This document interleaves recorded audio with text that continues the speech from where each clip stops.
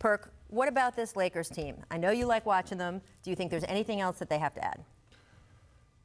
It's hard to say, Rachel. This was the test. I was wondering. I knew they had a pretty easy schedule to start off the season, and I watched them, and I wanted to see how they was going to perform going into Denver, and I was like, wow, this team is really impressive. But it started in the preseason. When you watch these guys in the preseason, they were locked in. They were playing defensive. They were defensive-minded. You could tell they were on a mission. And like I always said, they have championship experience over there. So much championship experience. And going back to LeBron and AD, the way that they're playing defense right now, they're feeding off each other.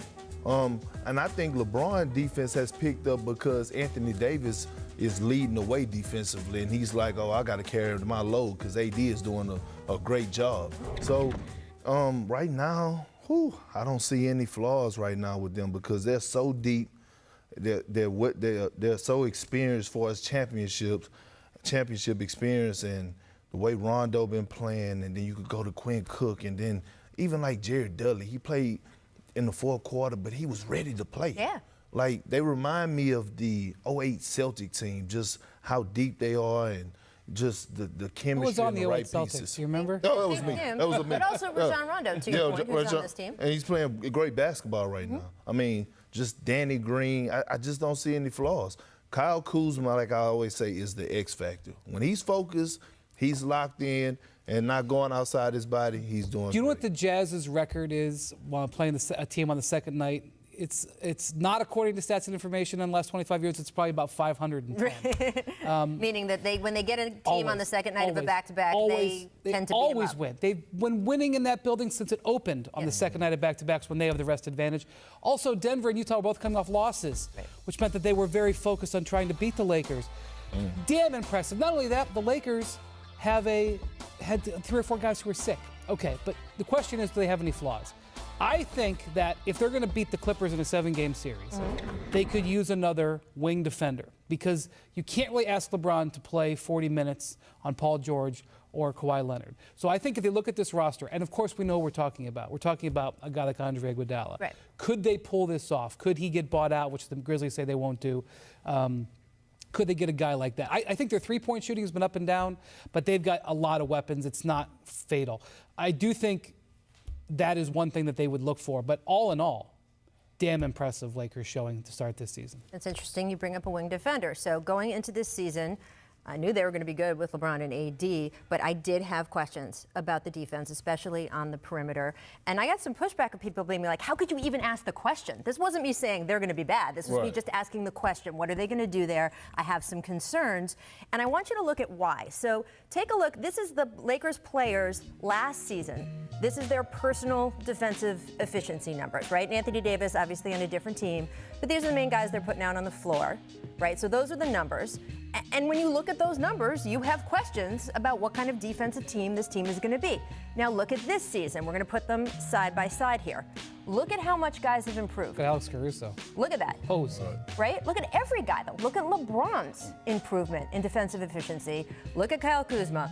AD, obviously, he's in a much better situation this year. You'd expect those numbers. But down the list, every guy. Bradley's he's not on that list, but Avery Bradley's also been. This to me speaks to those questions coming in were about what defense is about, Perk, right? What is your commitment? What is your effort? Some of it is, can you physically defend? Are your arms long enough? Do you know where you're supposed to be? But so much of defense is want to.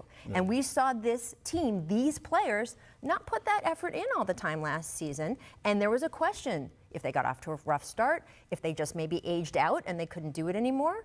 And guess what? They have bought in, and I really do think LeBron is a big reason for that. He has not committed to defense this way in years. And him deciding to do that changed the equation. LeBron's been on maybe 4 or 5 teams that have 58 wins or more, a couple of 60-win teams.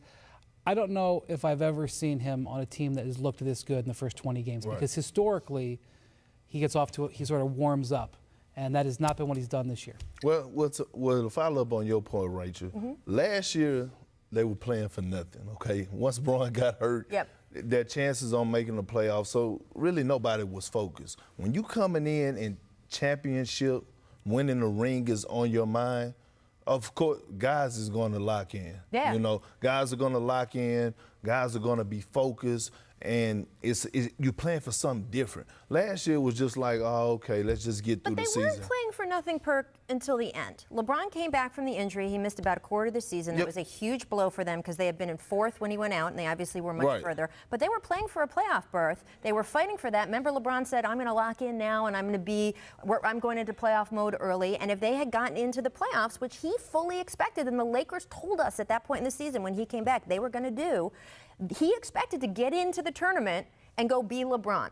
And that didn't happen. And the fact that it's happening now, to me, says something good about them. That's something we should celebrate. Yeah, but also, Rach, you got to understand, too, the second part of the season when LeBron came back, they had a tough schedule. And I think they had to win like 19 out of the 24 games, which was crazy. And they had a hard schedule. So, yeah, they're going to say the right thing. Right. They're going to tell the world the right things. But in their mind, or in their heart, do they really feel that way? No, I don't think they did. I don't think Braun was all the way committed. And we also got to give a lot of credit to Frank Vogel and his coaching staff because, you know, Frank Vogel, although he didn't have a good stance when he was in Orlando, but he had those Pacers rocking defensively. So for him to have AD and LeBron buying into his system and what he's doing is also amazing, too. And you got to give kudos to him and his coaching staff. Absolutely, 100%.